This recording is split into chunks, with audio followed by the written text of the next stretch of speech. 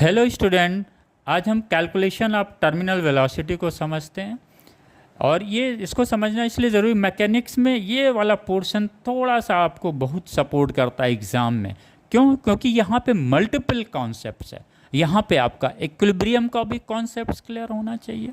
जैसे equilibrium two types के होते हैं, एक स्टैटिक इक्विलिब्रियम होता है, एक डायनेमिक इक्विलिब्रियम में होता है। स्टैटिक इक्विलिब्रियम के दो कंडीशंस क्या है? Net force must be zero, second condition net torque must be zero. Same जो है डायनेमिक इक्विलिब्रियम का भी कंडीशन दोनों सेम होता है, यानी स्टैटिक इक्विलिब्रियम और डायनेमिक इक्विलिब्रियम के कंडीशंस दोनों सेम रहते हैं। राइट, अंतर क्या है?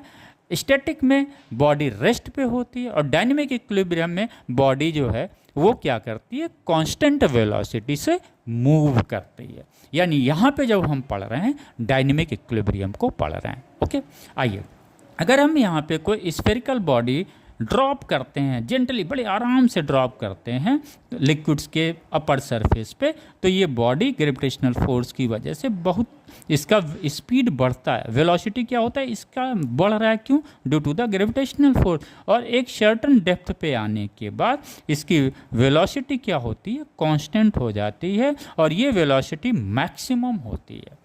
यानी मैक्सिमम वेलोसिटी अटेंड करने के लिए जो कंडीशंस है, ये बॉडी जो है किस में आ जाए? डायनेमिक इक्विलिब्रियम में आ जाए। राइट, नेट टॉर्क तो ऑलरेडी ज़ीरो है ही है, यहाँ पे नेट फोर्स भी क्या है? ज़ीरो है। यानी जो आपका अपथ्रस्ट हो गया, जो which is equal to the weight of the water displace, और ये क्या हो गया? बैकवर्ड ड्रैगिंग फोर्स, जिसे हम विस्कस फोर्स बोलते हैं या यहाँ पे विस्कस ड्रैग बोलते हैं।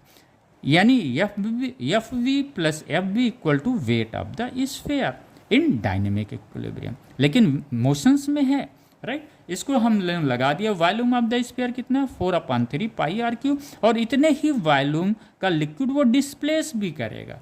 राइट, डेंसिटी है ये आपका स्फीयर का डेंसिटी है सिग्मा, लिक्विड की डेंसिटी है रो है।